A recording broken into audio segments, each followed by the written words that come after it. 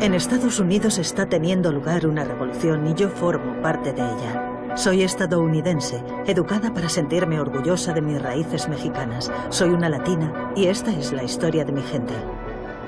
Actualmente estamos hablando de 55 millones de latinos. Dentro de 35 años habrá 100 millones de latinos o más en todo Estados Unidos. Es decir, que una de cada 3 personas de este país será hispana.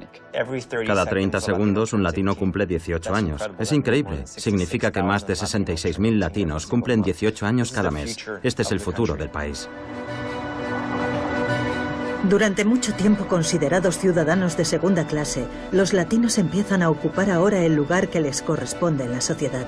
Y con su rápido crecimiento demográfico están cambiando el mapa político de Estados Unidos. Antaño peones en el tablero político, los latinos son hoy piezas influyentes en el mundo de la política. Su voto tiene la llave de la Casa Blanca.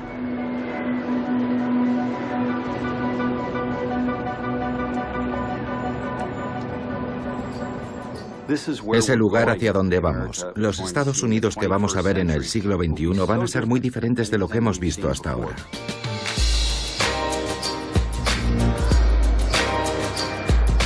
¿Y cómo será ese futuro? Esa nueva Latinoamérica.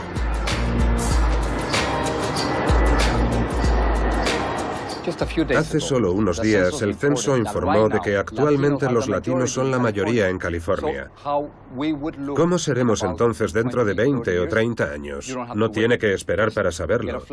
Tome un vuelo a Los Ángeles, vaya a un colegio, vaya a un hospital y verá montones de adolescentes con apellidos como Gutiérrez, Martínez, Ramos, Bermúdez, Sánchez. Ese es el futuro de Estados Unidos y ese futuro ahora mismo está en California.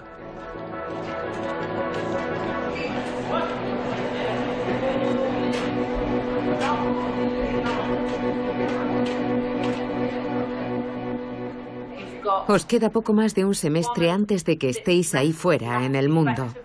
Así que parte de esta clase va a consistir en recordaros cómo es el comportamiento profesional, cuáles son las expectativas, especialmente para aquellos que vais a ir a la Facultad de Medicina, y cuáles son nuestros objetivos este año. Así que os voy a presentar a la doctora Southis. Hola, chicos. Enhorabuena, sois estudiantes de último año, ¿verdad? La universidad, bien. Vale, hoy voy a hablar del proceso de convertirse en médico, así que vamos a recapitular. ¿Sois conscientes, tú y tus compañeros, de que representáis el futuro de Estados Unidos? Estamos en ello. Mi amigo acaba de cumplir 18 años, hace solo 2 días. Así que estamos empezando a hablar acerca de que nosotros somos realmente el futuro. Y cómo debemos representar un ejemplo para las generaciones más jóvenes, en el sentido de que deben aprender que trabajar es importante, que no podemos... que debemos aprovechar al máximo nuestras oportunidades porque muchos de mis amigos del colegio, sus padres son inmigrantes. En algunos casos ellos mismos son también estudiantes inmigrantes. Nosotros también queremos tener una buena educación porque somos conscientes de lo importante que es. Y aunque no es fácil, es algo que nuestros padres quieren que hagamos. Es algo que es muy necesario ahora mismo. Necesitas tener una buena formación para conseguir un buen trabajo. Así que vais a hacer lo siguiente. En cada grupo vais a escribir o hablar entre vosotros y decirme 5 cualidades que creéis que un médico debería tener. Muy bien, grupo de Héctor, adelante. Muy bien, la primera es escucha activa. Muy bien. Hemos escogido escucha activa porque ayuda realmente a obtener una visión completa del paciente y a establecer un vínculo entre el médico y el paciente. Muy bien. Y cuando estableces ese tipo de relaciones, mucho más fácil tratarlos y asegurarte de que tengan la mejor calidad de vida posible. Perfecto. La siguiente. La segunda es habilidades interpersonales. Bueno, hemos escogido habilidades interpersonales por su afinidad con la primera cualidad. En nuestra comunidad hay muchos latinos y sería muy útil, porque hay muchos médicos que probablemente no saben hablar español y no conocen el lenguaje médico en español, ¿verdad? De manera que no pueden decirles, tiene usted esto en el hígado, ¿vale? Y tienen que saber decirlo en español. Los latinos y los inmigrantes en general son una especie de clase esclava en Estados Unidos, por el hecho de que hacen los trabajos que los ciudadanos estadounidenses no quieren hacer. Mi padre se levanta a las 4 de la mañana, va a su trabajo, conduce alrededor de toda la zona sur de Los Ángeles y hace mucho calor. Lo hace de lunes a sábado. No es un trabajo altamente remunerado, pero es el trabajo que hace. Y el domingo es el único día que tiene libre, pero incluso ese día se va a trabajar con mi tío. Y mi madre trabaja en una residencia de ancianos. A veces trabaja hasta un poco más tarde que él y regresa a casa aún más tarde. Mis padres trabajan prácticamente todos los días de la semana. Durante mientras están despiertos, trabajan. Saber que tus padres están aquí y todavía no tienen papeles, ¿hace que sientas algún tipo de presión o miedo? Creo que la única presión que tengo es la necesidad de hacer que se sientan orgullosos de mí. Ellos renunciaron a tanto viniendo aquí y han trabajado tan duro por mi hermana y por mí que tengo que tener éxito solo por ellos.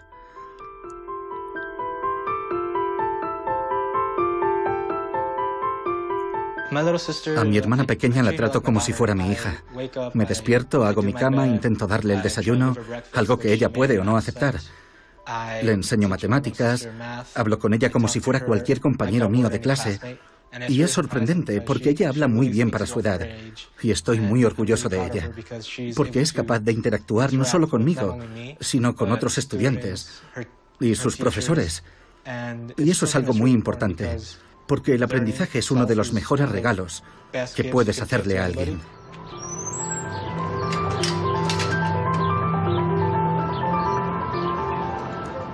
Actualmente la mayoría de los niños en nuestro distrito escolar, y tenemos 30.000 niños, más del 90% son nacidos en Estados Unidos, ¿de acuerdo? Bilingües y nacidos en Estados Unidos de padres extranjeros. Y la otra cuestión es que han pasado de ser una minoría hace 50 años a ser la abrumadora mayoría. Este distrito escolar ha pasado del 7% de latinos al 97% de latinos en 50 años. Así que es trascendental si nos paramos a pensarlo.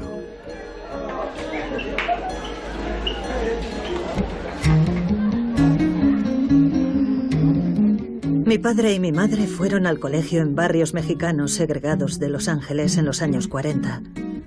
En aquella época los estudiantes latinos eran castigados por hablar español y no se les alentaba a ir a la universidad.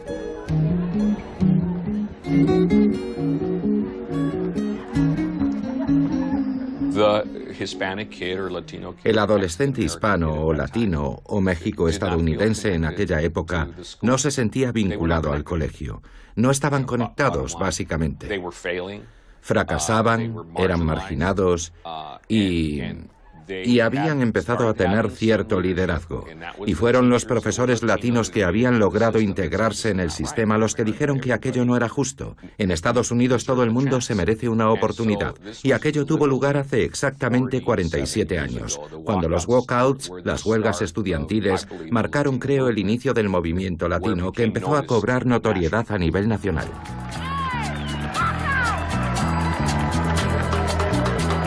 En marzo de 1968, 15.000 estudiantes se levantaron valientemente y salieron de las clases de sus institutos. Aquellos jóvenes mexicano-americanos protestaban contra un sistema de enseñanza anclado en el racismo.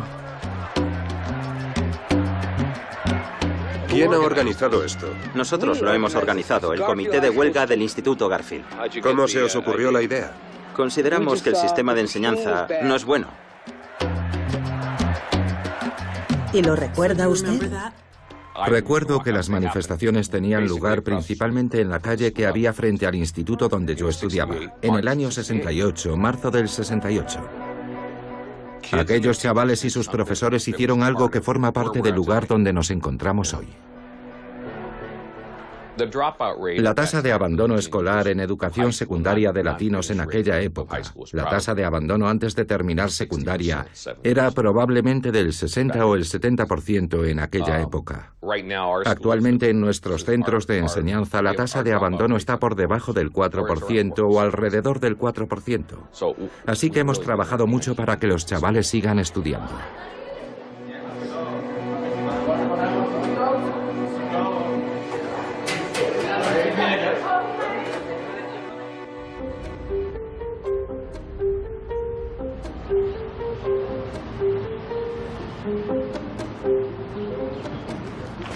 Ay, parece mentira, ya se hizo tarde, dando vuelta y vuelta.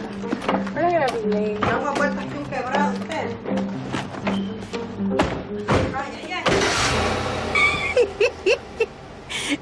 Esta niña. Es que le hace... Bueno, entonces, ¿qué te dice? ¿Le vas a dar permiso de ir? ¿A dónde? Al juego de fútbol. ¿A qué hora va a ser ese juego? A las 7. ¿A las 7? ¿Qué te dice, mami? Es fútbol americano, ma. ¿Es el primer fútbol de este año? Ya, primer fútbol americano. ¿De este año? ¿El año pasado? ¿Que juegan las niñas? ¿Y tú vas ahí, verdad? Sí. Yo nací en Honduras, en el país de Honduras, en la ciudad de La Ceiba. Nací en 1997, el 10 de abril. Vine aquí en 2008, tenía 10 años. 11. ¿Y cómo viniste de Honduras a Estados Unidos? ¿Sabes quiénes son los coyotes? Son las personas que te ayudan a cruzar la frontera, así, y es todo caminando. ¿Qué edad tenías cuando viniste caminando? 10. ¿Con quién estabas? Sola. Sí. ¿Cómo sabías a dónde ir? ¿Qué hacer? Bueno, hay un grupo de personas. El coyote se encarga de unas 50 personas para poder recaudar un buen dinero. Y todos caminamos juntos. Primero fui de Honduras a El Salvador en coche. Pero desde El Salvador empecé a caminar hasta México. No, de El Salvador a Guatemala, de Guatemala a México. Y de México, así caminando, día y noche.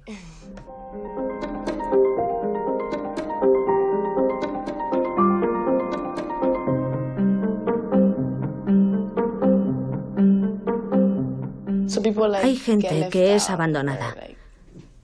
No pueden seguir y se quedan donde están, en la selva. Donde quiera que estén, se quedan allí, en el desierto. No puedes volver a por ellos, así que... Entonces tenías la sensación de que en aquel grupo, aunque no fueran familiares tuyos, había gente que cuidaba de ti. No lo sé. Yo básicamente tenía miedo. Tenía mucho miedo, así que no lo sé. Simplemente les seguía. ¿Sabías que ibas a Estados Unidos a reunirte con tu madre? No. Bye, Mom. Bye, mija. Oh, salió al revés, yo creo.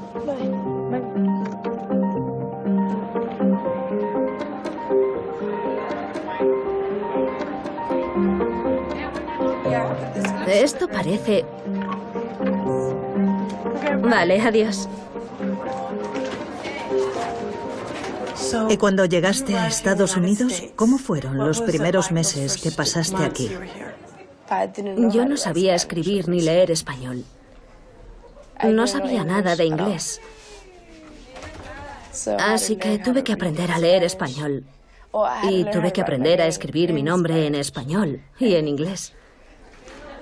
No sabía escribir nada, ni siquiera las letras del abecedario. Así que fue duro. Bueno, chicos, vamos a empezar cuando suene el timbre, así que ¿os importaría ir sentándoos? Hay 3 tipos de folletos en la mesa de delante, así que si no os importa, los cogéis y los repartís. Y quiero que los guardéis en vuestras carpetas. Bueno, empecemos entonces muy rápido con la parte racional de la tarea. Quería que escogierais una cita que signifique algo para vosotros, que os conmueva, que os importe, y que sea una forma de analizar, de explorar y de conocernos mejor los unos a los otros. Bueno, ¿quién quiere empezar? Ponte de pie delante.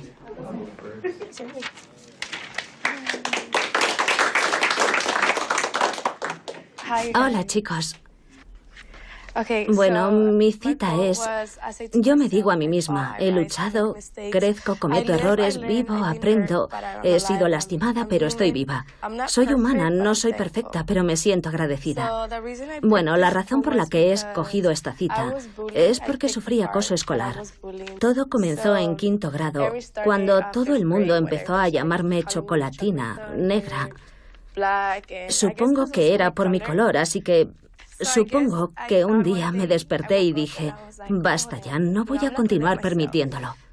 Así que entonces decidí defenderme, ¿vale? Defenderme y... Oh, Dios mío.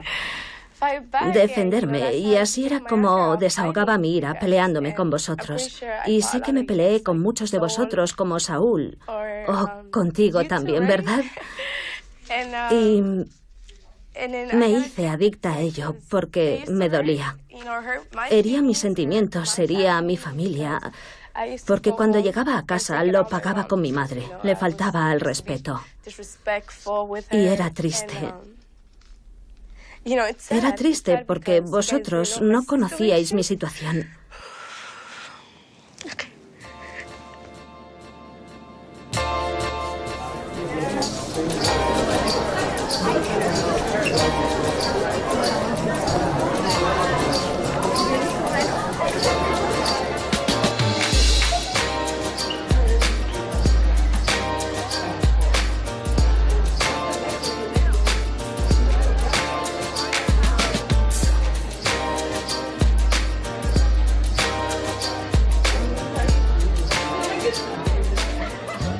$11 millones de personas no tienen papeles. Tenemos, además, aproximadamente 5 millones de niños que están creciendo en las sombras de la ley. Son niños que están en nuestros colegios, están en nuestras iglesias, en las ligas menores, en los campos de fútbol, pero no son miembros totales de la sociedad. Ese es el principal reto en lo tocante a la inmigración estadounidense en el siglo XXI. Tenemos un sistema de inmigración obsoleto que no tiene un camino claro para estas familias y jóvenes. Y estas familias están echando raíces cada vez más profundas en la experiencia estadounidense. Esto es lo que vemos con los niños. Los datos de las consecuencias psicosociales que producen las tensiones que conlleva un estatus ilegal son abrumadores. Por tanto, la historia de la absorción de inmigrantes, de la integración de inmigrantes, es la historia que define el desafío de una educación estadounidense que avanza hacia el futuro. Millones de niños inmigrantes asistieron al colegio el año pasado en Estados Unidos. ¿Se les dará la oportunidad de ser ciudadanos plenamente comprometidos o pasarán a formar parte de una subclase desconectada de la sociedad? Deberíamos hacer lo correcto por esta nueva gente joven, pero también deberíamos hacer lo correcto por nosotros, por la gente mayor. Y lo correcto para la gente mayor es ayudar a la gente joven a ser todo lo fuertes que puedan ser, a ser adultos en toda su capacidad, que puedan llevar el peso del Estado y mantener a las personas de la tercera edad con todos sus derechos y prestaciones, porque ello dependerá de las generaciones jóvenes, predominantemente minorías. Porque no se puede simplemente presionar un interruptor dentro de 10 años y decir, oh, ojalá estos chicos hubieran recibido educación. Un momento, si no reciben esa educación a la edad en que deben recibirla, no estarán educados, así que será mejor hacerlo ahora.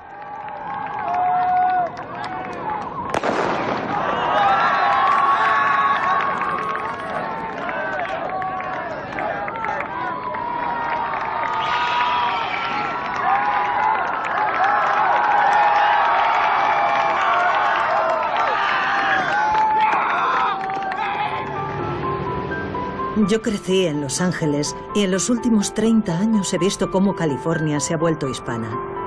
Los latinos están influyendo en cada aspecto de la vida aquí, desde la política a la cultura, pasando por la familia.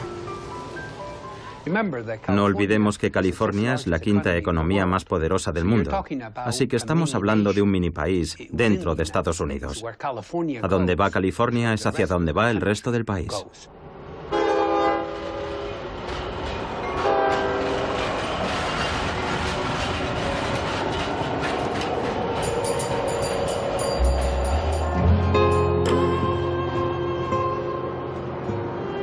Mi padre nació hace 80 años en la frontera entre México y Estados Unidos, en El Paso, Texas. Sus padres formaron parte de la primera oleada de inmigrantes que cruzaron de México a Texas. Entonces la frontera era fluida, incluso imaginaria. Podías vivir con un pie en México y otro pie en Estados Unidos.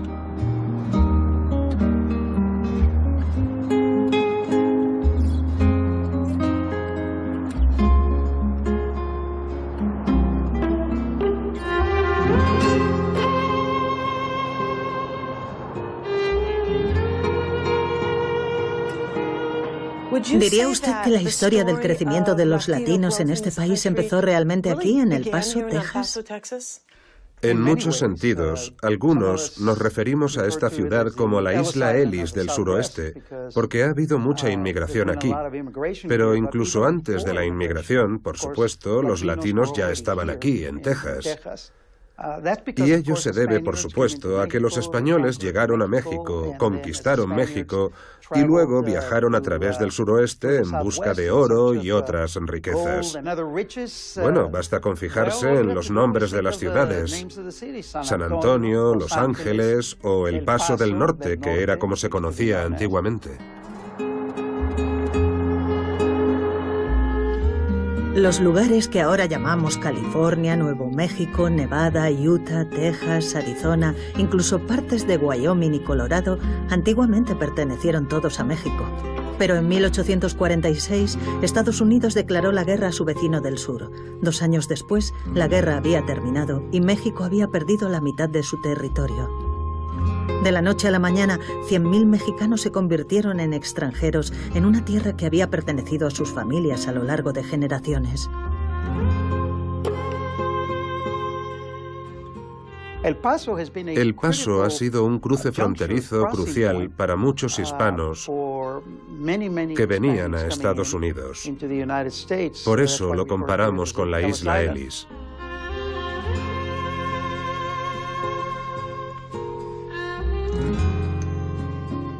A principios de la década de 1980, cuando me trasladé a vivir a El Paso, hace 32 años, no había muro. La gente cruzaba al otro lado libremente y regresaba al final del día.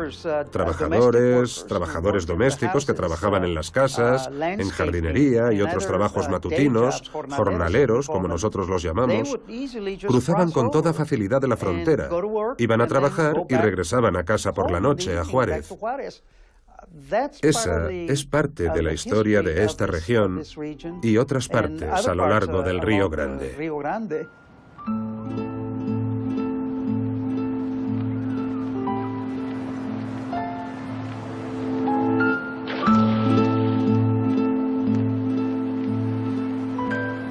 Yo estuve aquí hace 15 años y ese muro todavía no estaba aquí. ¿Qué ha ocurrido? Bueno, lo que ocurrió fue el 11 de septiembre, el miedo a los terroristas y la propaganda acerca de inmigrantes entrando por la porosa frontera. Y el hecho de que entre ellos pudiera haber terroristas ha creado una atmósfera de miedo y desconfianza. Y los políticos lo han utilizado para sus propios fines, para ser elegidos y fomentar el miedo, ideas antiinmigratorias y su estrecha visión de la naturaleza humana. Este muro es un ejemplo del pésimo entendimiento humano de los pueblos y de la historia. Y tengo la esperanza de que en última instancia se derribe, se derribará.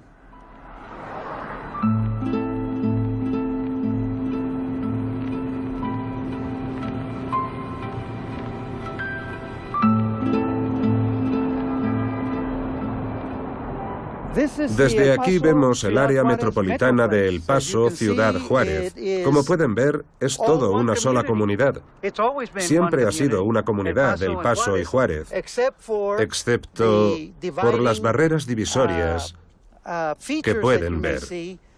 Esa es la autopista interestatal I-10, aquí, en el lado de Estados Unidos.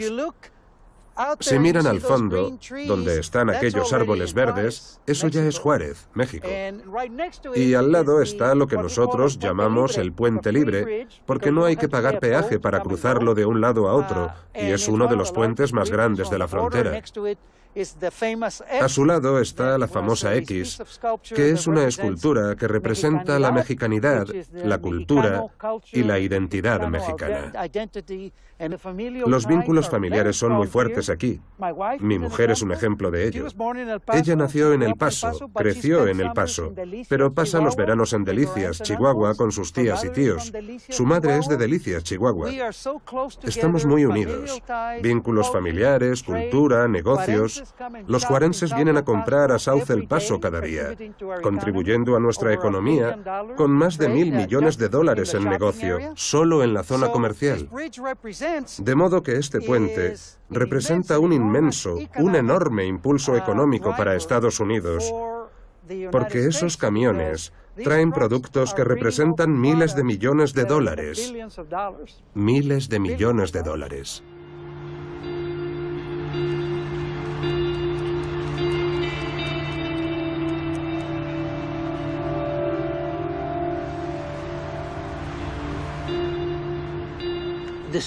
La historia de la reconstrucción de Estados Unidos por los latinos es la historia de los nuevos americanos, los viejos americanos y los doblemente americanos.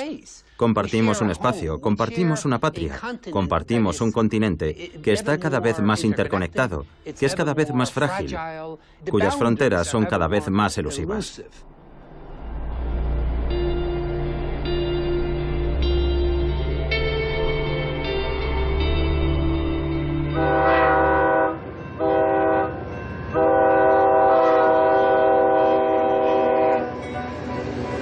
Los latinos llevan formando parte del juego de ping-pong político en Estados Unidos más de 100 años.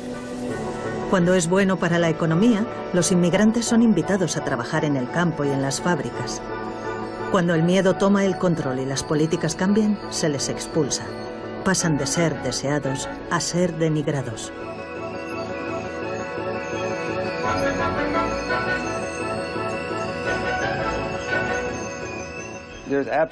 Hay una dispersión total de hispanos a lo largo y ancho de Estados Unidos. Si echáramos un vistazo a un mapa de 1990 o 1995, veríamos un gran apiñamiento de hispanos en lugares como Los Ángeles y Nueva York, ciudades de Texas, Miami, etc. Pero si miramos una imagen en movimiento que nos muestre el paso del tiempo, con los datos censales y otras estadísticas, comprobaremos que se ha producido una dispersión hacia otros lugares. Y la razón es que la gente tiene puestos de trabajo que se necesitan ocupar. Iowa está en el centro de Estados Unidos. Ha sido tradicionalmente un estado con mayoría blanca, pero como muchas comunidades del Medio Oeste, su población ha disminuido. He venido aquí para ver con mis propios ojos cómo los latinos están revitalizando esta parte del país. Pero si miramos la media de edad de la población blanca de Iowa es muy alta. Los jóvenes crecen en Iowa, van al instituto en Iowa, puede que vayan también allí a la universidad, pero luego se marchan a otras partes de Estados Unidos porque no ven oportunidades en Iowa.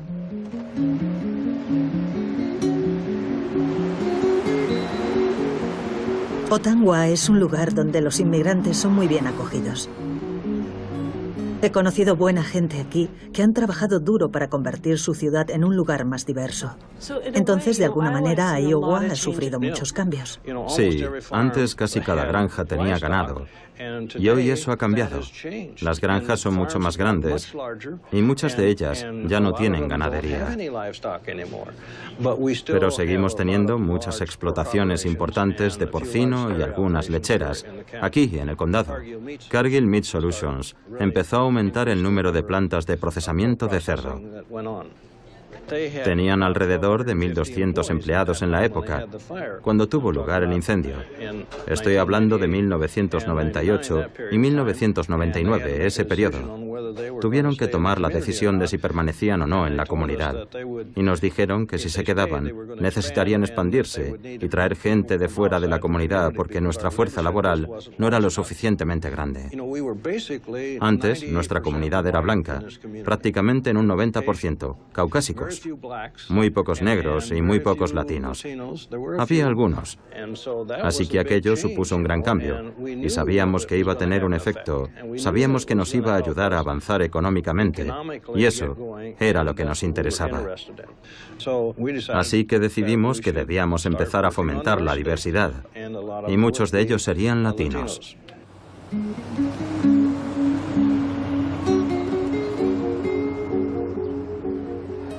Y muchos latinos pasaron de trabajar en fábricas a abrir sus propios negocios. ¿Cómo lo hicieron? Hay muchos recursos en la comunidad para ayudar a estas personas emprendedoras. Por ejemplo, la Credit Union es muy amable con ellos. Otro ejemplo, ni siquiera requerimos número de seguridad social para abrir una cuenta. Y pueden obtener un préstamo sin tener tarjeta de residencia. Les basta con el pasaporte o la matrícula consular. Entonces, ¿puedes venir aquí y básicamente abrir un negocio sin tener papeles? Exacto, exacto. La banda toca en tu honor. Y aunque no salgas de traje serenata, ya pedí linda güerita y el corrido soy. ¡Hola! Pásale, jefe. Este no tiene nada, mire. 2, 4, 6, 7, 8. ¿Son 8? 8. Pásale, jefe. Es que es grande, mire. Este es de 40, nomás trae 40 la de esta y las cajas normalmente trae 60. Por eso en la Walmart los está de a 99, pero es que este es grande. Sí. Esto está doble. Sí. Se ponen bien bonito después. Sí. Sí, ahí sí me dan todo más barato. ¿Cuántos años tiene aquí Yo tengo, ya voy para 5 años. Pero que ya conozco yo mis clientes, ya los conozco, toda la gente. Sí, ya platico con ellos o así. Por eso yo cuando entran tengo que hablarles porque siempre la gente ya sabe que les hablo y cuando no les hablo, como que sienten, como que me miran muy apagado. Sí. ¿Y toda su familia trabaja aquí? Sí. Sí, mis hijos y... Bueno, él anda en la universidad, mi hijo que anda en la universidad y viene, me ayuda el viernes cuando sale, se viene y el sábado y el domingo me ayuda y entre semana va y estudia. Y mi niña ahorita anda de vacaciones de la escuela, pero en las tardes me ayuda ella aquí a atender la caja. Sí. Y mi esposa, sí. Mi esposa. Sí, ella siempre está aquí. Ella y yo estamos aquí siempre en la caja. ¿Va a estar carne ahora para el 4 de julio? Sí, ahí para estar con los hermanos. Ah, las tiene, vinieron de visita. Vinieron no, hermanas en Cristo. Oh, está bien. ¿Por qué dejaron México? Porque allá la vida está muy dura. Allá, pues la gente estamos pobres pues todos y andamos buscando mejor vida. Sí. 33,60. Esta es una tienda chiquita, pero son los que mueven el mercado más que todas las otras personas. Sí, la gente hispana. Sí, porque uno viene, pero como trabaja, también sabemos comer. Órale, pues. Eso es suyo. Eso no. También. Ahora la dejaron venir sola. Hay oportunidades de trabajo en Iowa y creo que muchos de los nuevos grupos hispanos que llegan se dan cuenta. Y el sector empresarial de Iowa debe estar encantado porque esta gente le devuelve la vida a sus comunidades. Y no solamente en Iowa, en una zona muy extensa de Estados Unidos que comprende la zona central, las grandes llanuras, el medio oeste, las zonas rurales del noreste e incluso el oeste de las montañas rocosas. La gente espera la llegada de estos inmigrantes latinos como agua de mayo. Y estos movimientos van a continuar y a desarrollarse aún más con la llegada de la segunda y la tercera generación de hispanos a Estados Unidos. ¿La gente viene de dónde aquí que vienen? Tenemos gente de Guatemala, de El Salvador, de Honduras, de Nicaragua y mucho morenito que es de Etiopía, de Uganda, de que han venido a trabajar y hasta chinos. Esta es la persona que tú enviaste, este es el banco donde va a ir a recoger y esta es la clave. Cantidad de recojo, 510, me firmaste y ya estamos listos para cobrar. ¿Y trabajan dónde? Muchos trabajan en las plantas, en las matanzas de marranos, de res, de pollos. Hay otras de crianza de puercos que son unas ranchitos. También aquí viven y se van y trabajan. Trabaja la mayoría en la compañía, en la Cargill, ahí la matanza de puercos. La Cargill, que es la que mantiene al pueblo.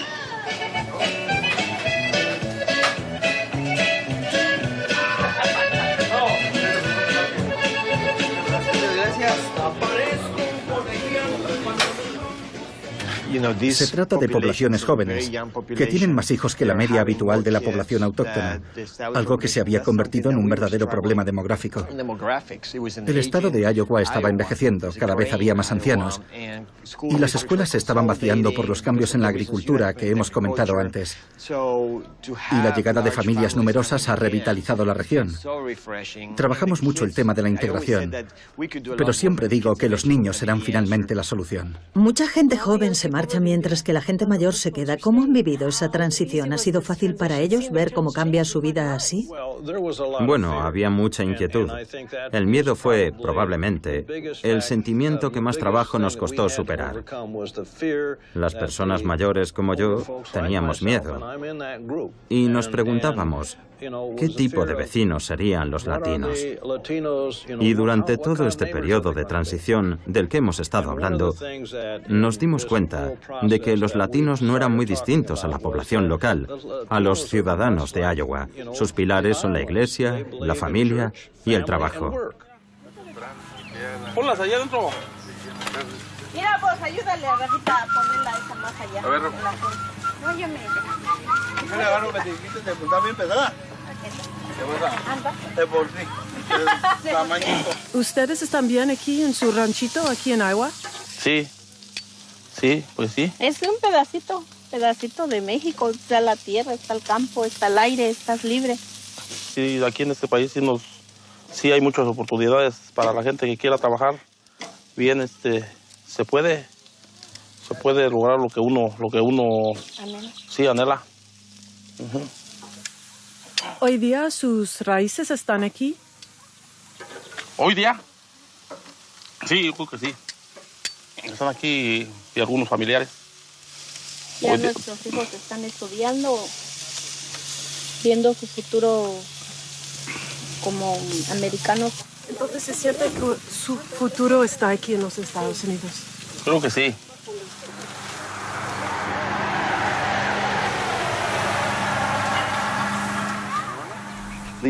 La población de Estados Unidos ha sido durante mucho tiempo, dentro de lo que ahora se denomina la clasificación racial, una población blanca con una herencia predominantemente anglosajona.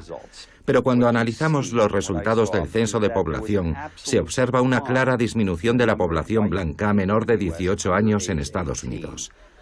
La única categoría que crecerá de aquí a 10 años entre la población blanca será la gente de mi edad, las personas mayores de 65 años. Si no tuviéramos a estos jóvenes, la población activa disminuiría y aumentaría la carga social de la tercera edad. La población activa ya no podría asegurar la cobertura social de las personas de edad avanzada. Varios países se enfrentan actualmente a este tipo de situación. Japón se enfrenta a esta situación, Alemania también. Pero nosotros tenemos la fortuna de tener a estos jóvenes aquí. Y siempre digo que deberíamos estar agradecidos por ello. Son un regalo demográfico para Estados Unidos.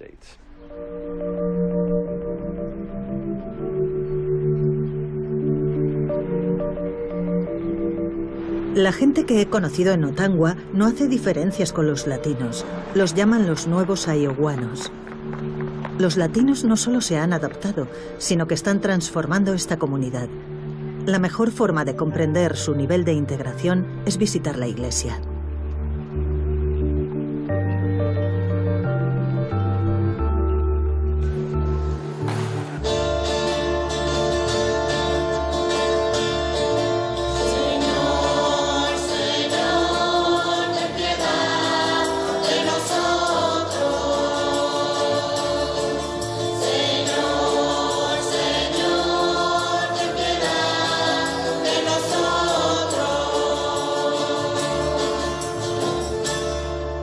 Señor, esté con ustedes.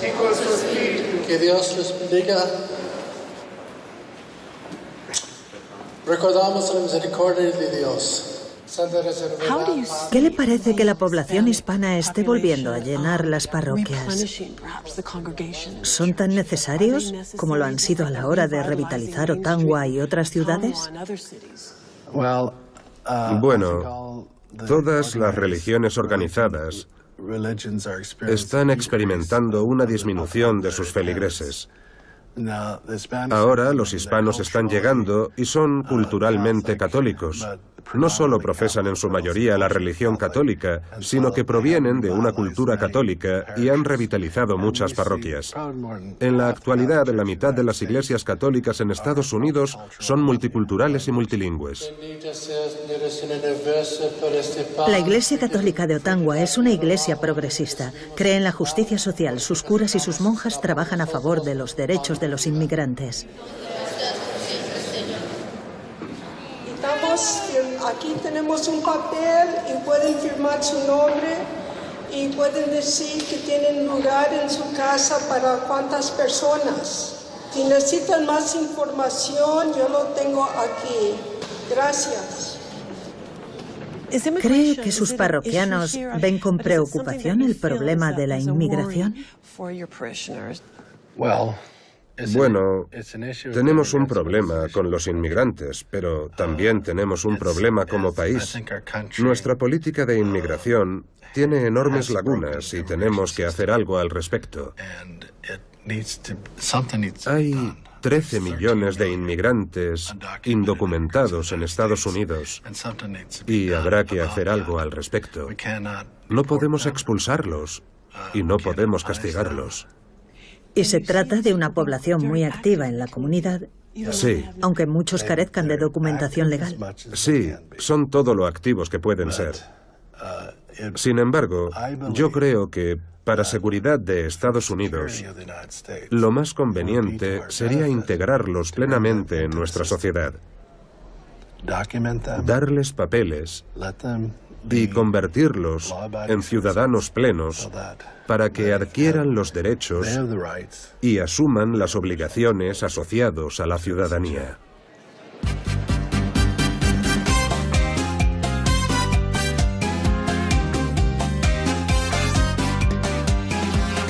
Cada 4 años Iowa se convierte en el centro de atención de todo Estados Unidos. Es en este pequeño estado donde arrancan las primarias presidenciales, de modo que los candidatos pasan mucho tiempo haciendo campaña aquí, visitan ferias, dan discursos y gastan millones de dólares en anuncios de televisión.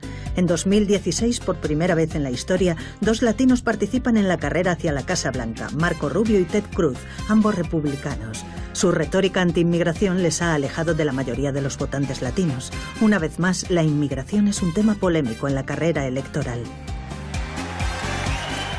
Voy a respaldar y a apoyar lo que el presidente Obama ha hecho para proteger a los hijos de inmigrantes y a sus familias. Y tomaré acciones ejecutivas para impedir las extradiciones. Como ya he dicho, si no podemos conseguir una reforma integral de la ley de inmigración, que es tanto una necesidad como un deber, para ir hacia una obtención de la ciudadanía que ayudaría a crecer nuestra economía, entonces llegaré tan lejos como me sea posible. Ambos partidos necesitan el voto latino para sobrevivir, pero los republicanos han estado lanzando discursos claramente anti-inmigración durante la campaña. Bueno, los políticos que tratan de abrazar los viejos valores del no a la inmigración. Somos un país mayoritariamente blanco y tenemos que tener miedo de las nuevas minorías raciales que entran en Estados Unidos. Lo único que hacen es aferrarse a una estrategia que les ha funcionado durante décadas y décadas.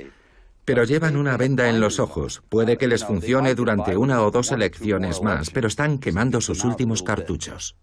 Cuando México nos envía a su gente, no nos envía lo más granado. No envían a gente como ustedes, ni como ustedes. Nos envían a gente que tiene un montón de problemas y que van a traer sus problemas consigo. Son drogadictos, son delincuentes, son violadores, y entre ellos supongo que también hay buenas personas. Pero yo hablo con la Guardia Fronteriza y ellos mismos te lo dicen.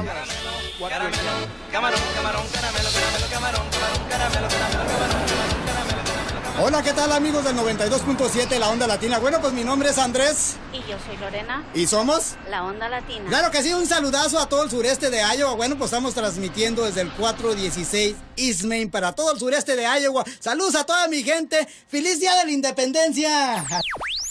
La Onda Latina. Donald Trump está corriendo para presidente y su comentario fue de que cuando México manda a su gente a Estados Unidos, no está mandando a lo mejor de los mexicanos. Yo quiero saber qué es lo que piensan ustedes. Buenas tardes, la Onda Latina. Buenas tardes. ¡Ahí estamos! Soy María Mérida. Oye, a ti, ¿qué es lo que más te duele de los comentarios que él hizo? Que es un estúpido ignorante. No se da cuenta que nosotros somos una mano de obra para Estados Unidos. Que no venimos a hacer daño, venimos a aportar. Exactamente, estamos aquí para aportar, no para hacer daño. Que trabaja aquí en América con papeles y sin papeles, a todos nos quitan taxes igual, impuestos igual, compremos, trabajemos, y eso no se da cuenta. Oye, Mariso, como quien dice, tú no vas a votar por él, ¿verdad? Por supuesto que no, lo voy a votar a la basura. ¿Lo vas a botar a la basura? Así es, no, hombre, de veras, este compadre de veras se ganó el odio de totalmente todo, no solamente a los mexicanos, todos los latinos, ofendió a todo el mundo. Así, oye, ¿nos vamos con algo de música o nos tenemos que ir a comercial? Los mandados. Los mandados. Esta va para Donald Trump. Esta va muy en especial para Donald Trump. ¡Ay, no más!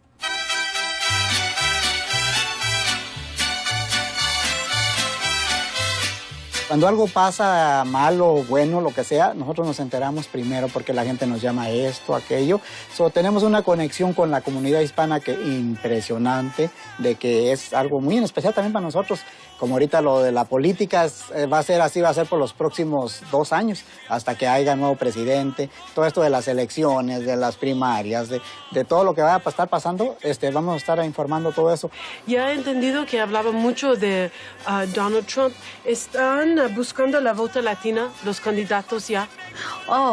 Yo pienso que todos quieren los votos, el voto latino. Pero hay una gente que pues todavía está muy cerrada, yo creo. Entonces, no sé si esa es su manera de buscar el voto latino, pero no creo que le vaya a funcionar ese.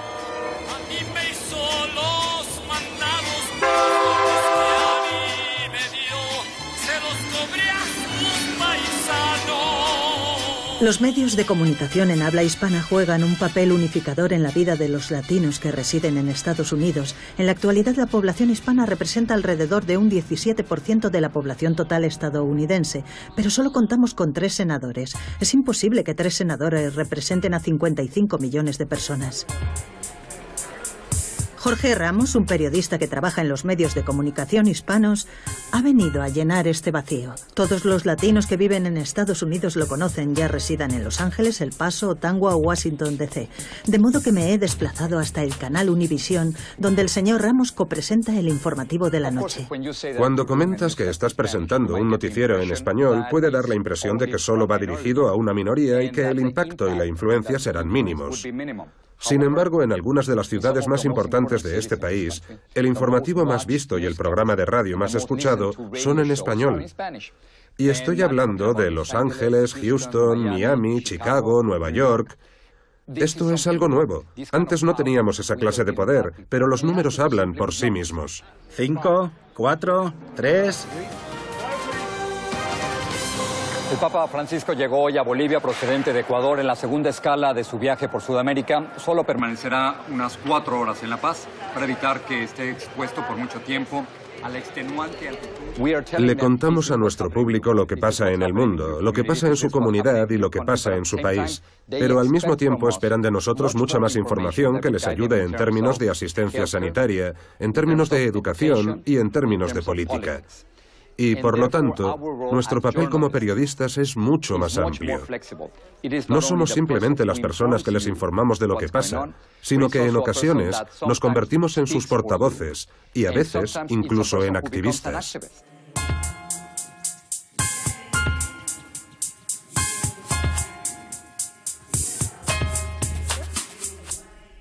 Recientemente ha sido elegido como una de las personas más influyentes de Estados Unidos por la revista Time. ¿A qué cree que se debe?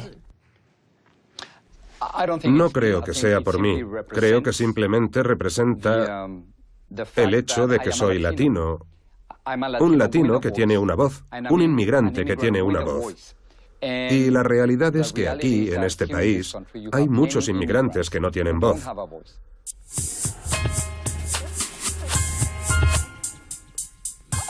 Creo que el papel de los periodistas hispanos en la política en los últimos años ha ido cambiando, pero básicamente lo que estamos diciendo a nuestro público es lo que es importante y lo que no lo es. Hace algunos años era posible que un candidato no hablara español y les bastaba con pronunciar algunas palabras sencillas en español como hola, ¿cómo están? Buenos días, bienvenidos, para que muchos latinos votaran por ellos. Ese fue el caso del presidente George W. Bush. Obtuvo un 44% del voto hispano en su segunda elección. Se dio cuenta de la importancia del voto hispano, pero esa era la vieja forma de hacer política. Pronunciaban algunas palabras en español, hacían unas cuantas promesas y obtenían el voto hispano. Bueno, en la actualidad es imposible para cualquier candidato ganar la Casa Blanca sin el voto hispano. Y ellos saben que tienen que hablar con nosotros, tienen que hablar en nuestros informativos, tienen que hablar con nuestra organización y tienen que hablar con periodistas hispanos, porque de lo contrario no pueden llegar a los hispanos. Y sin el voto latino, y esa es la nueva regla en la política estadounidense, sin el voto latino nadie puede llegar a la Casa Blanca. Como suele usted recordarme, mi mayor fracaso hasta ahora es que no hemos conseguido una reforma integral de la inmigración. Así que vamos a continuar trabajando en ello. Pero no es fácil. Durante su segunda campaña presidencial, Barack Obama sabía que tenía que someterse a las preguntas de los periodistas hispanos con el fin de atraer a los votantes latinos. El presidente Obama también habló español en anuncios de campaña transmitidos en canales hispanos. En los jóvenes conocidos como los Dreamers, veo las mismas cualidades que Michelle y yo tratamos de inculcar en nuestras hijas. Respetan a sus padres. ¿Pero fue suficiente que hablara en español? Por supuesto que no. Fue su promesa de implementar una reforma de la inmigración lo que convenció al 71% de los latinos a votar por él en 2012. Recordar que ningún obstáculo es muy grande, ningún camino muy largo. Soy Barack Obama y apruebo este mensaje. Las minorías raciales que votaron a Barack Obama marcaron la diferencia a su favor por la forma en que está configurado nuestro sistema electoral. Eso fue lo que le permitió ganar en suficientes estados en 2008 y en 2012. La gran participación, en particular de los votantes negros, pero también de los votantes hispanos, le hizo obtener grandes apoyos frente al candidato republicano. Poco después de la reelección de Barack Obama, la revista Time publicó una portada con el título Yo decido, en la que se afirmaba que los latinos decidirán el próximo presidente de Estados Unidos. ¿Es eso cierto? Es cierto. Creemos firmemente que el camino hacia la Casa Blanca será pavimentado por los votantes latinos. Y si los latinos son el futuro de este país, tenemos que tomar las riendas de ese futuro. Tenemos que movilizar a los latinos, tenemos que implicarlos. Y en última instancia, tenemos que conseguir que formen parte de nuestra democracia y del tejido que conforma nuestro país. Y eso está pasando ya. Estamos viendo ciclo electoral tras ciclo electoral, saltos cuantitativos en el número de latinos que participan en las elecciones, y eso está transformando todo el país.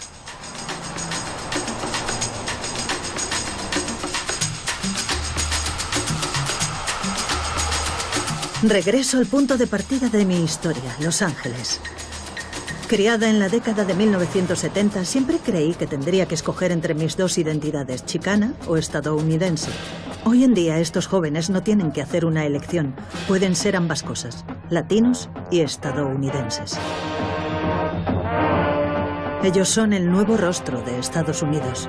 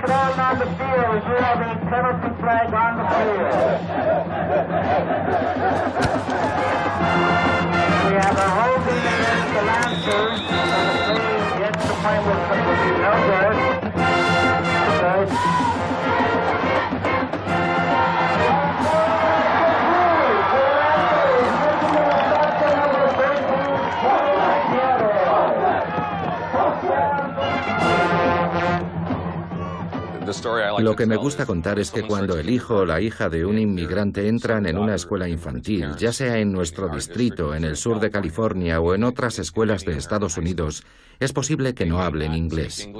9 años después, esos chicos o chicas van a un instituto estadounidense y quieren ser animadoras o jugadores de fútbol americano o prefieren entrar en la banda de música.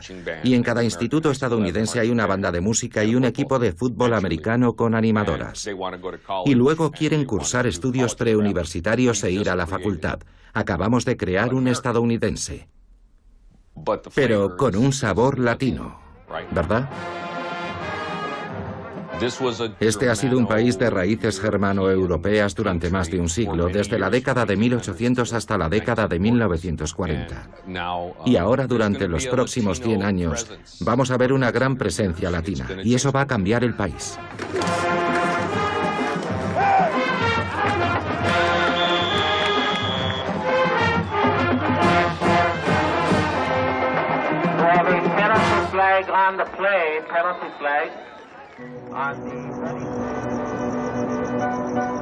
He hablado con muchos demógrafos que están señalando ya este cambio, esta revolución en marcha que se está produciendo en Estados Unidos. Y todos coinciden en que los líderes políticos de este país no le están prestando atención. No escuchan lo que este país tiene que hacer para asumir este cambio. Bueno, los líderes políticos son irrelevantes porque no se puede hacer nada contra el hecho de que hoy hay 55 millones de latinos y en el futuro serán 100 millones. Es un proceso irreversible. Con o sin líderes políticos, si sean conscientes o no de lo que está ocurriendo en este país, la revolución está en marcha. Es la onda latina que está afectando absolutamente a todo. Se puede aceptar o negar este hecho, pero el que lo niega simplemente no está viviendo en este país.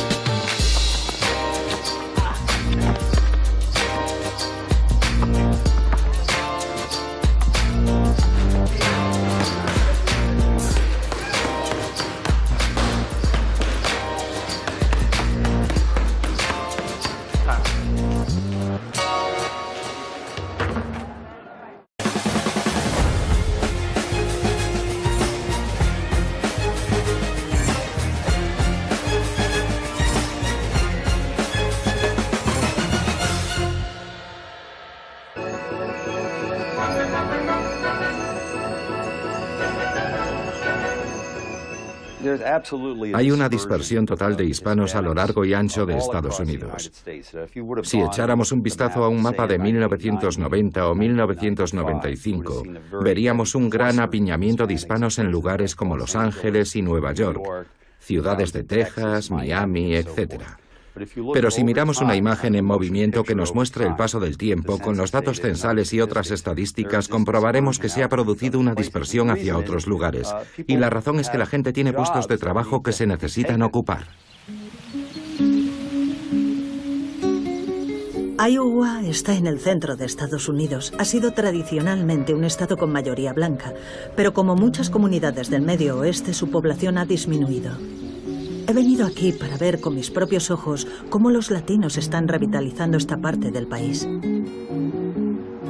Pero si miramos la media de edad de la población blanca de Iowa es muy alta. Los jóvenes crecen en Iowa, van al instituto en Iowa, puede que vayan también allí a la universidad, pero luego se marchan a otras partes de Estados Unidos porque no ven oportunidades en Iowa.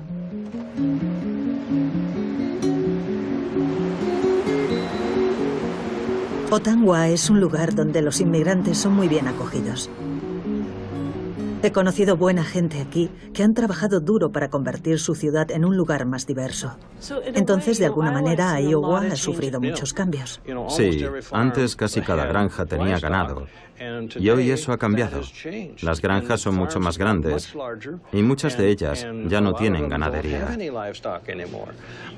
Pero seguimos teniendo muchas explotaciones importantes de porcino y algunas lecheras, aquí en el condado. Cargill Meat Solutions empezó a aumentar el número de plantas de procesamiento de cerdo. Tenían alrededor de 1.200 empleados en la época, cuando tuvo lugar el incendio. Estoy hablando de 1998 y 1999, ese periodo. Tuvieron que tomar la decisión de si permanecían o no en la comunidad. Y nos dijeron que si se quedaban, necesitarían expandirse y traer gente de fuera de la comunidad porque nuestra fuerza laboral no era lo suficientemente grande. Antes, nuestra comunidad era blanca, prácticamente en un 90%, caucásicos. Muy pocos negros y muy pocos latinos. Había algunos. Así que aquello supuso un gran cambio. Y sabíamos que iba a tener un efecto. Sabíamos que nos iba a ayudar a avanzar económicamente. Y eso era lo que nos interesaba. Así que decidimos que debíamos empezar a fomentar la diversidad.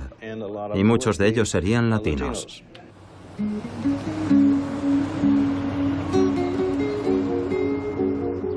Muchos médicos que probablemente no saben hablar español y no conocen el lenguaje médico en español, ¿verdad?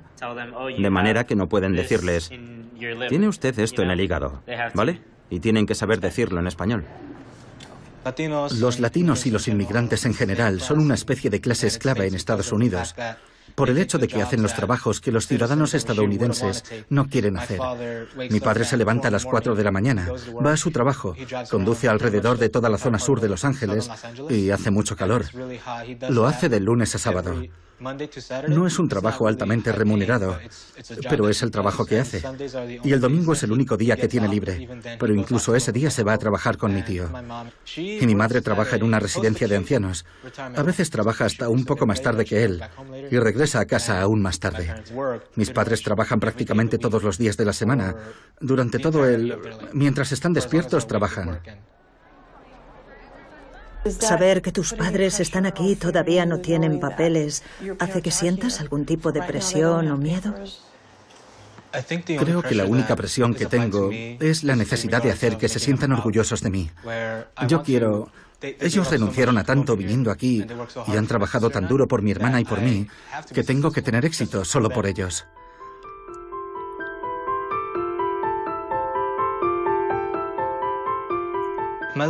A mi hermana pequeña la trato como si fuera mi hija. Me despierto, hago mi cama, intento darle el desayuno, algo que ella puede o no aceptar. Le enseño matemáticas, hablo con ella como si fuera cualquier compañero mío de clase. Y es sorprendente porque ella habla muy bien para su edad. Y estoy muy orgulloso de ella. Porque es capaz de interactuar no solo conmigo, sino con otros estudiantes y sus profesores. Y eso es algo muy importante. Porque el aprendizaje es uno de los mejores regalos que puedes hacerle a alguien.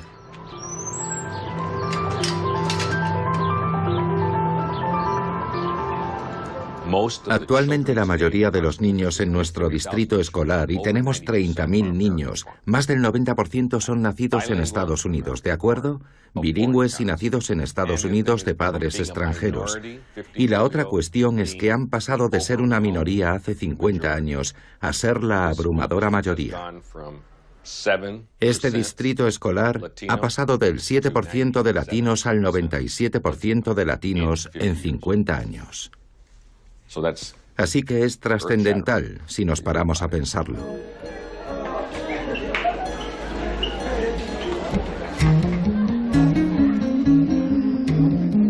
Mi padre y mi madre fueron al colegio en barrios mexicanos segregados de Los Ángeles en los años 40.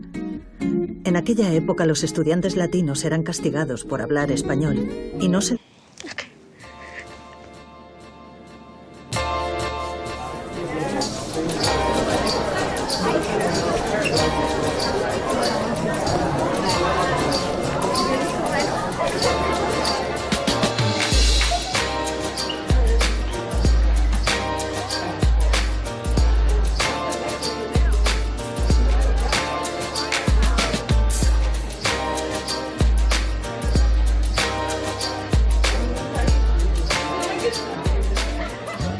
11 millones de personas no tienen papeles. Tenemos, además, aproximadamente 5 millones de niños que están creciendo en las sombras de la ley. Son niños que están en nuestros colegios, están en nuestras iglesias, en las ligas menores, en los campos de fútbol, pero no son miembros totales de la sociedad. Ese es el principal reto en lo tocante a la inmigración estadounidense en el siglo XXI. Tenemos un sistema de inmigración obsoleto que no tiene un camino claro para estas familias y jóvenes. Y estas familias están echando raíces cada vez más profundas en la experiencia estadounidense. Esto es lo que vemos con los niños. Los datos de las consecuencias psicosociales que producen las tensiones que conlleva un estatus ilegal son abrumadores. Por tanto, la historia de la absorción de inmigrantes, de la integración de inmigrantes, es la historia que define el desafío de una educación estadounidense que avanza hacia el futuro. Millones de niños inmigrantes asistieron al colegio el año pasado en Estados Unidos. ¿Se les dará la oportunidad de ser ciudadanos plenamente comprometidos o pasarán a formar parte de una subclase desconectada de la sociedad?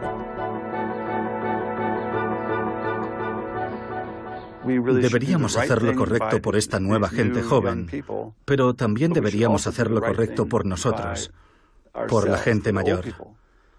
Y lo correcto para la gente mayor es ayudar a la gente joven a ser todo lo fuertes que puedan ser, a ser adultos en toda su capacidad, que puedan llevar el peso del Estado y mantener a las personas de la tercera edad con todos sus derechos y prestaciones, porque ello dependerá de las generaciones jóvenes, predominantemente minorías. Porque no se puede simplemente presionar un interruptor dentro de 10 años y decir, oh, ojalá estos chicos hubieran recibido educación. Un momento, si no reciben esa educación a la edad en que deben recibirla, no estarán educados, así que será mejor hacerlo ahora.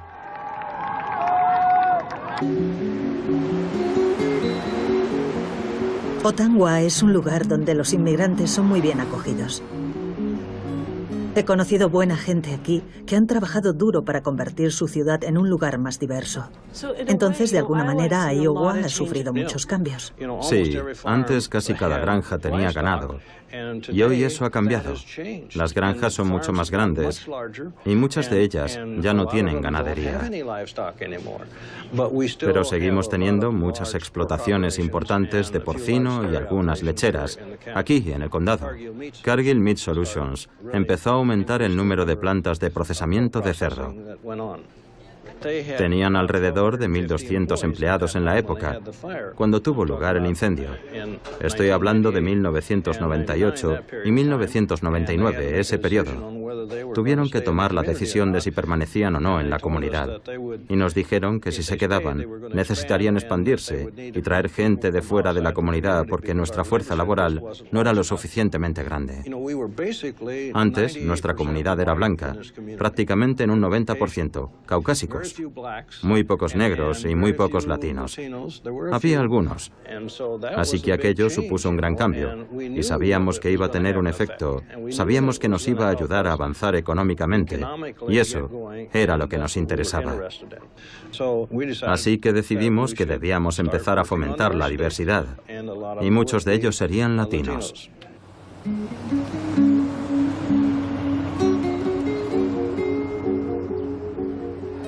Y muchos latinos pasaron de trabajar en fábricas a abrir sus propios negocios. ¿Cómo lo hicieron?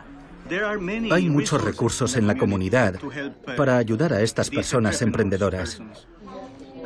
Por ejemplo, la Credit Union es muy amable con ellos. Otro ejemplo, ni siquiera requerimos número de seguridad social para abrir una cuenta. Y pueden obtener un préstamo sin tener tarjeta de residencia. Les basta con el pasaporte o la matrícula consular. Entonces, ¿puedes venir aquí y básicamente abrir un negocio sin tener papeles? Exacto, exacto. La banda toca en tu honor. Y aunque no salgas de traje serenata, ya pedí linda güerita güerita y el corrido soy yo. ¡Hola! Pásale, jefe. Este no tiene nada, mire. 2, 4, 6, 7, 8. ¿Son 8? 8. Pásale, jefe. Es que es grande, mire. Este es de 40, nomás trae 40 la de esta y las cajas normalmente trae 60. Por eso en la Walmart los está de 99, pero es que este es grande. Sí. Esto está doble. A lo mejor de los mexicanos. Yo quiero saber qué es lo que piensan ustedes. Buenas tardes, la Onda Latina. Buenas tardes. ¡Ahí estamos! Soy María Mérida. Oye, a ti, ¿qué es lo que más te duele de los comentarios que él hizo? Que es un estúpido ignorante. No se da cuenta que nosotros somos una mano de obra para Estados Unidos. Que no venimos a hacer daño, venimos a aportar. Exactamente, estamos aquí para aportar, no para hacer daño. Que trabaja aquí en América con papeles y sin papeles, a todos nos quitan taxes igual, impuestos igual, compremos, trabajemos, y eso no se da cuenta. Oye, Mariso, como quien dice, tú no vas a votar por él, ¿verdad? Por supuesto que no, lo voy a votar para la basura. ¿Lo vas a botar a la basura? Así es, no, hombre, de veras, este compadre de veras se ganó el odio de totalmente todo, no solamente a los mexicanos, todos los latinos, ofendió a todo el mundo.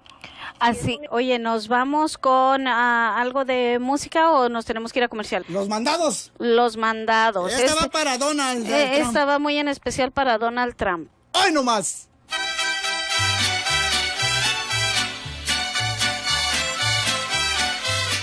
Cuando algo pasa mal o bueno, lo que sea, nosotros nos enteramos primero porque la gente nos llama esto, aquello. Tenemos una conexión con la comunidad hispana que impresionante, de que es algo muy en especial también para nosotros. Como ahorita lo de la política va a ser así, va a ser por los próximos 2 años, hasta que haya nuevo presidente. Todo esto de las elecciones, de las primarias, de todo lo que va a estar pasando, vamos a estar informando todo eso. Ya he entendido que hablaba mucho de Donald Trump. ¿Están buscando la vota latina, los candidatos ya? Yo pienso que todos quieren los votos, el voto latino. Pero hay una gente que pues todavía está muy cerrada, yo creo. Entonces, no sé si esa es su manera de buscar el voto latino, pero no creo que le vaya a funcionar ese.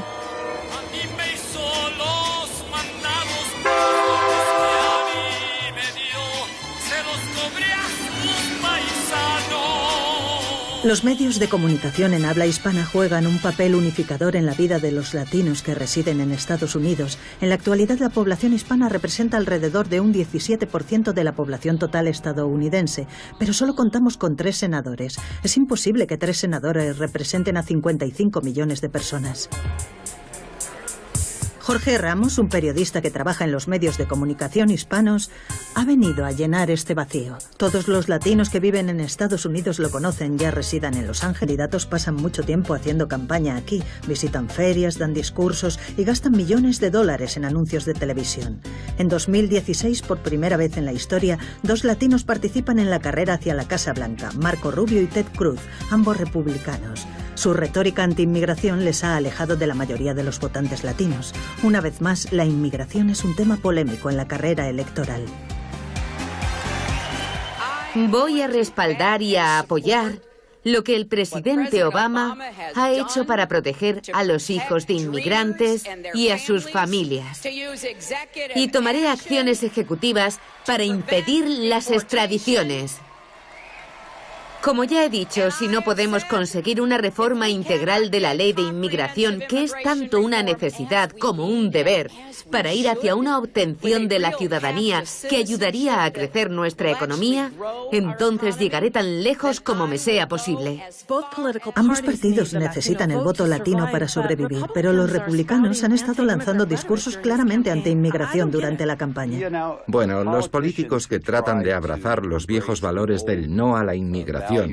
Somos un país mayoritariamente blanco y tenemos que tener miedo de las nuevas minorías raciales que entran en Estados Unidos. Lo único que hacen es aferrarse a una estrategia que les ha funcionado durante décadas y décadas. Pero llevan una venda en los ojos. Puede que les funcione durante 1 o 2 elecciones más, pero están quemando sus últimos cartuchos. Cuando México nos envía a su gente, no nos envía lo más granado. No envían a gente como ustedes, ni como ustedes. Nos envían a gente que tiene un montón de problemas y que van a traer sus problemas consigo. Son drogadictos, son delincuentes, son violadores, y entre ellos supongo que también hay buenas personas. Pero yo hablo con la Guardia Fronteriza y ellos mismos te lo dicen.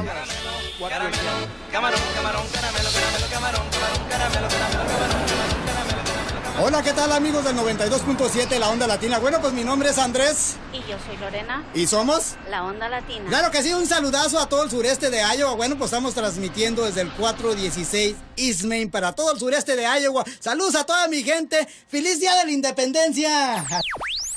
La Onda Latina.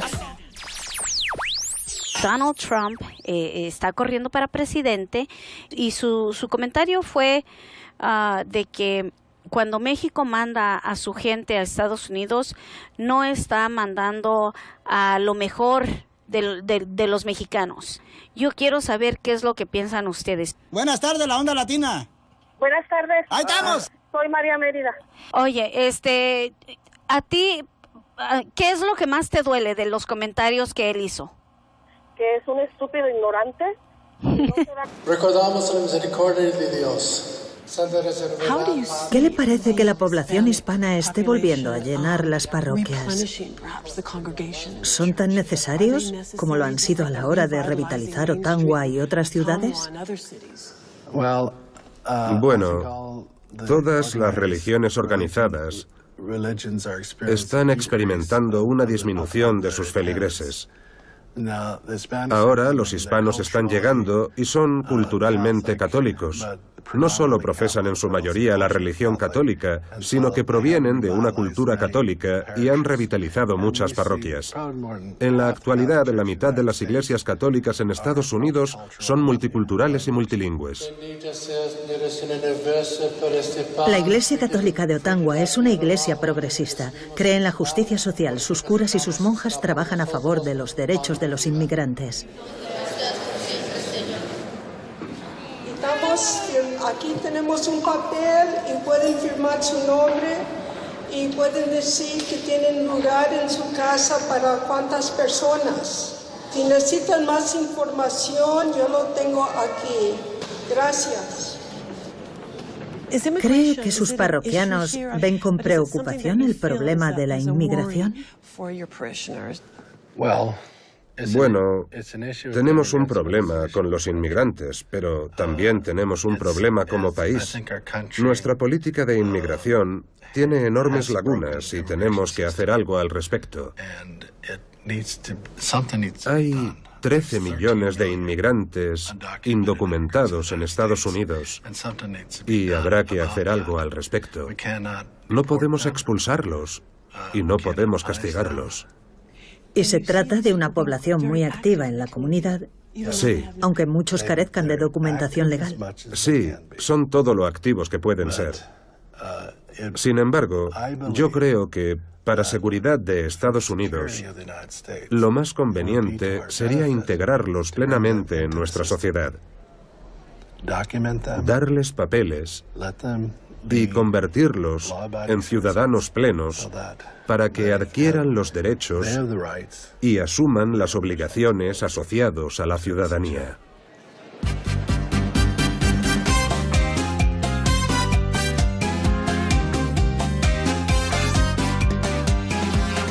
Cada 4 años Iowa se convierte en el centro de atención de todo Estados Unidos. Es en este pequeño estado donde arrancan las primarias presidenciales, de modo que los candidatos pasan mucho tiempo haciendo campaña aquí, visitan ferias, dan discursos y gastan millones de dólares en anuncios de televisión. En 2016, por primera vez en la historia, 2 latinos participan en la carrera que había frente al instituto donde yo estudiaba, en el año 68, marzo del 68. Aquellos chavales y sus profesores hicieron algo que forma parte del lugar donde nos encontramos hoy. La tasa de abandono escolar en educación secundaria de latinos en aquella época, la tasa de abandono antes de terminar secundaria, era probablemente del 60 o el 70% en aquella época. Actualmente en nuestros centros de enseñanza la tasa de abandono está por debajo del 4% o alrededor del 4%. Así que hemos trabajado mucho para que los chavales sigan estudiando.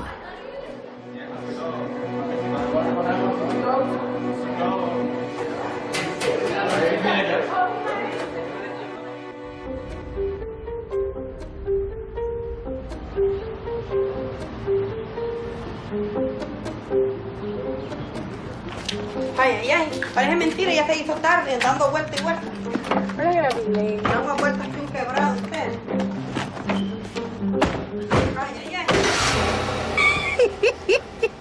Es que esta niña, es que le hace ver. Bueno, entonces, ¿qué te dice? ¿Le vas a dar permiso de ir? ¿A dónde? Al juego de fútbol. ¿A qué hora va a ser ese juego? A las 7. ¿A las 7? ¿Qué te dice, mami? Es fútbol americano, ma. ¿Es el primer fútbol de este año? Ya, el primer fútbol americano. ¿De este año? ¿El año pasado? ¿Que juegan las niñas? ¿Y tú vas ahí, verdad? Sí. Yo nací en Honduras, en el país de Honduras, en la ciudad de La Ceiba. Nací en 1997, el 10 de abril. Vine aquí en 2008, tenía 10 años. 11. ¿Y cómo viniste de Honduras a Estados Unidos? ¿Sabes quiénes son los coyotes?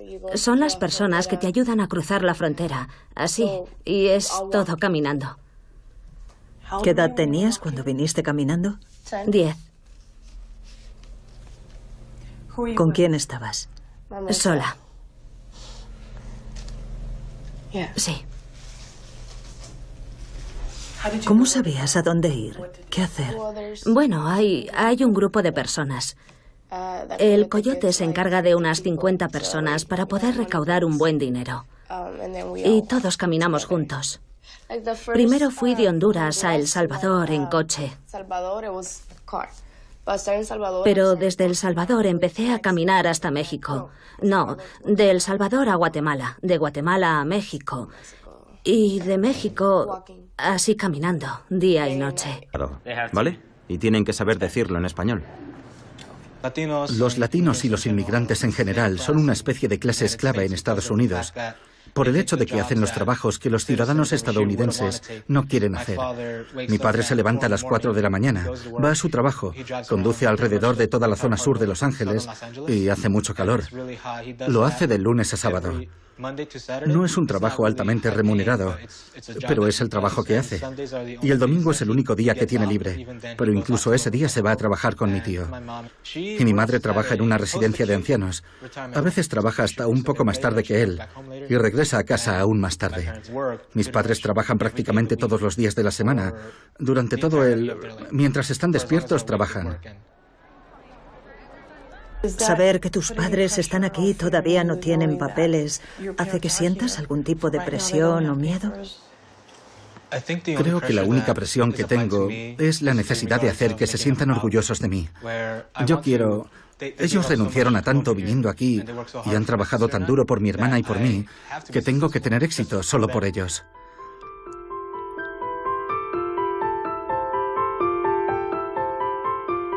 A mi hermana pequeña la trato como si fuera mi hija. Me despierto, hago mi cama, intento darle el desayuno, algo que ella puede o no aceptar. Le enseño matemáticas, hablo con ella como si fuera cualquier compañero mío de clase. Y es sorprendente porque ella habla muy bien para su edad. Y estoy muy orgulloso de ella. Porque es capaz de interactuar no solo conmigo, sino con otros estudiantes y sus profesores. Y eso es algo muy importante. Porque el aprendizaje es uno de los mejores regalos que puedes hacerle a alguien.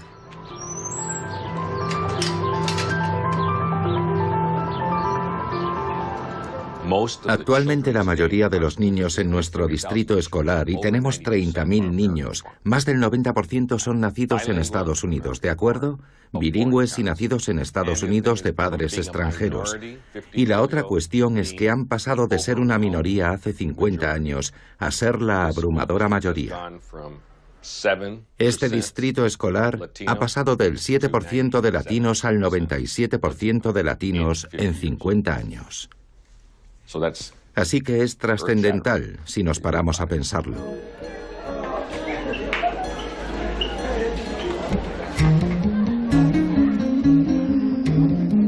Mi padre y mi madre fueron al colegio en barrios mexicanos segregados de Los Ángeles en los años 40. En aquella época los estudiantes latinos eran castigados por hablar español y no se les alentaba a ir a la universidad.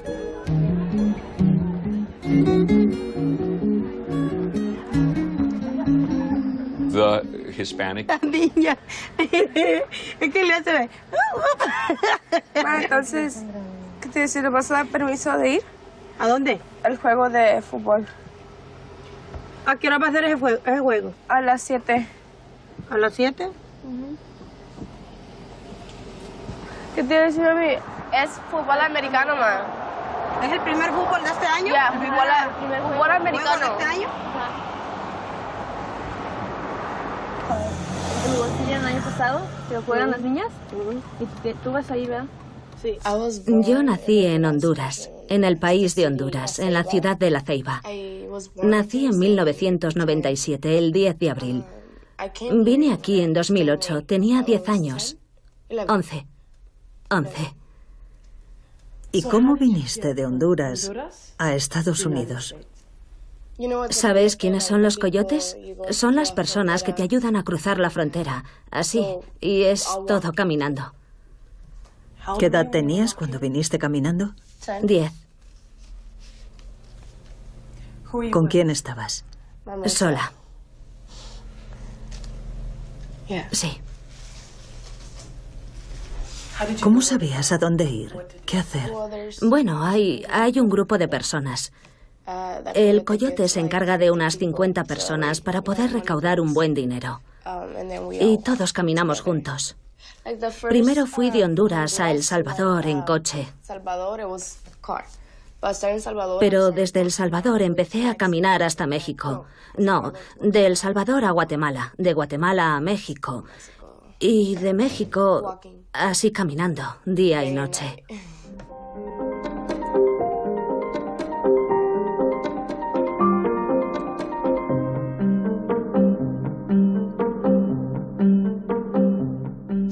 Hay gente que es abandonada. No pueden seguir y se quedan donde están, en la selva. Donde quiera que estén, se quedan allí, en el desierto. No puedes volver a por ellos, así que... Entonces tenías la sensación de que en aquel grupo, aunque no fueran familiares tuyos, había gente que cuidaba de ti. No lo sé. Yo básicamente tenía miedo. Tenía mucho miedo, así que no lo sé, simplemente les seguía. ¿Sabías que ibas a Estados Unidos a reunirte con tu madre? No. Bye, Mom. Bye, mija. Oh, salió al revés, yo creo. Bye.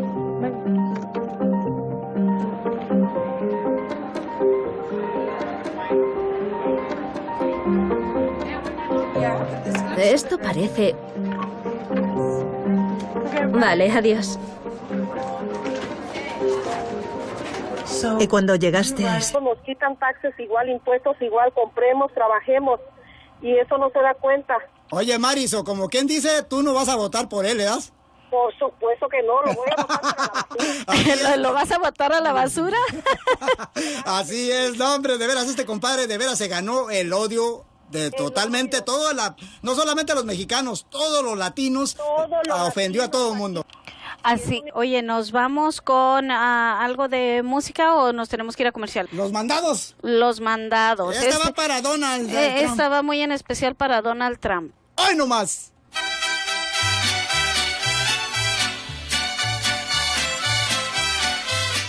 Cuando algo pasa mal o bueno, lo que sea, nosotros nos enteramos primero porque la gente nos llama esto, aquello. Tenemos una conexión con la comunidad hispana que impresionante, de que es algo muy en especial también para nosotros. Como ahorita lo de la política va a ser así, va a ser por los próximos 2 años, hasta que haya nuevo presidente. Todo esto de las elecciones, de las primarias, de todo lo que va a estar pasando, vamos a estar informando todo eso. Ya he entendido que hablaba mucho de Donald Trump. ¿Están buscando la vota latina, los candidatos ya? Yo pienso que todos quieren los votos, el voto latino. Pero hay una gente que pues todavía está muy cerrada, yo creo. Entonces, no sé si esa es su manera de buscar el voto latino, pero no creo que le vaya a funcionar ese.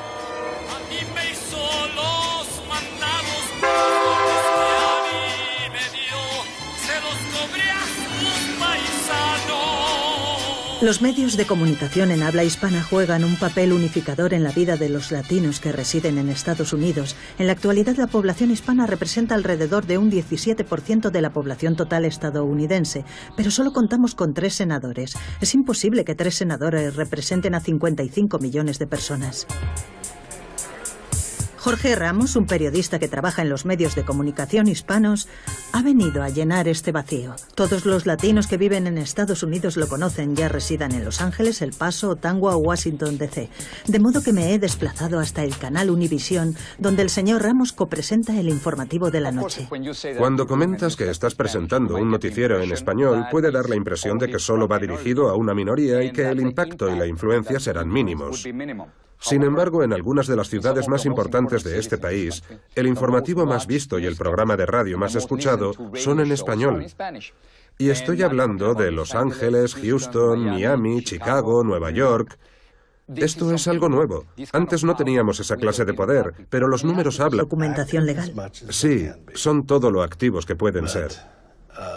Sin embargo, yo creo que para seguridad de Estados Unidos, lo más conveniente sería integrarlos plenamente en nuestra sociedad, darles papeles y convertirlos en ciudadanos plenos para que adquieran los derechos y asuman las obligaciones asociados a la ciudadanía.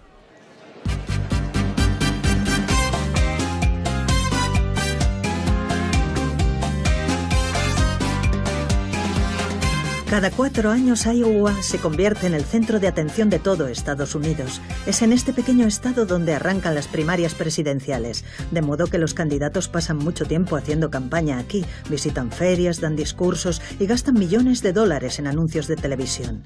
En 2016, por primera vez en la historia, 2 latinos participan en la carrera hacia la Casa Blanca, Marco Rubio y Ted Cruz, ambos republicanos. Su retórica anti-inmigración les ha alejado de la mayoría de los votantes latinos. Una vez más, la inmigración es un tema polémico en la carrera electoral. Voy a respaldar y a apoyar lo que el presidente Obama ha hecho para proteger a los hijos de inmigrantes y a sus familias.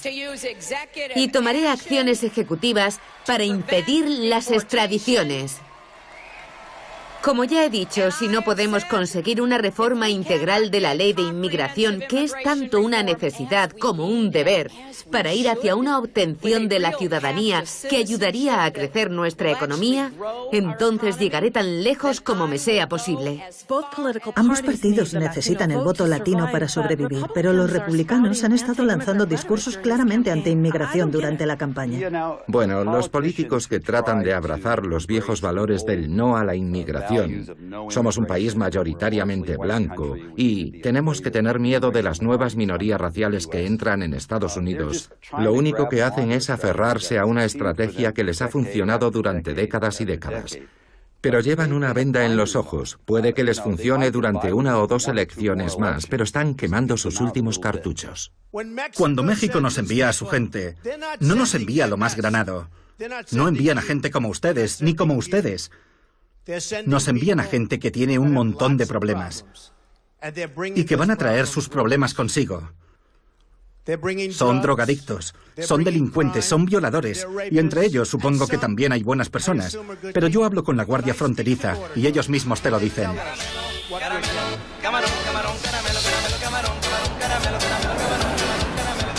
Hola, ¿qué tal amigos del 92.7 La Onda Latina? Bueno, pues mi nombre es Andrés. Y yo soy Lorena. ¿Y somos? La Onda Latino. Pero hay una gente que pues todavía está muy cerrada, yo creo.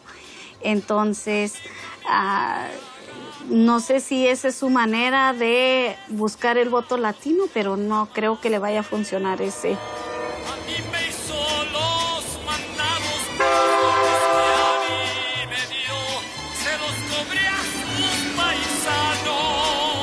Los medios de comunicación en habla hispana juegan un papel unificador en la vida de los latinos que residen en Estados Unidos. En la actualidad, la población hispana representa alrededor de un 17% de la población total estadounidense, pero solo contamos con 3 senadores. Es imposible que 3 senadores representen a 55 millones de personas.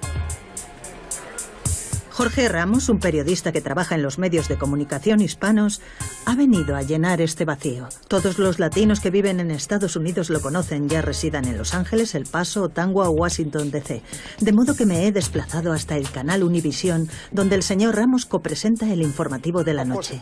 Cuando comentas que estás presentando un noticiero en español, puede dar la impresión de que solo va dirigido a una minoría y que el impacto y la influencia serán mínimos. Sin embargo, en algunas de las ciudades más importantes de este país, el informativo más visto y el programa de radio más escuchado son en español. Y estoy hablando de Los Ángeles, Houston, Miami, Chicago, Nueva York. Esto es algo nuevo. Antes no teníamos esa clase de poder, pero los números hablan por sí mismos. 5, 4, 3... El Papa Francisco llegó hoy a Bolivia procedente de Ecuador en la segunda escala de su viaje por Sudamérica. Solo permanecerá unas 4 horas en La Paz para evitar que esté expuesto por mucho tiempo a la extenuante altitud. Le contamos a nuestro público lo que pasa en el mundo, lo que pasa en su comunidad y lo que pasa en su país. Pero al mismo tiempo esperan de nosotros mucha más información que les ayude en términos de asistencia sanitaria, en términos de educación y en términos de política. Y, por lo tanto, nuestro papel como periodistas es mucho más amplio. No somos simplemente las personas que les informamos de lo que pasa, sino que en ocasiones nos convertimos en sus portavoces y a veces incluso en activistas.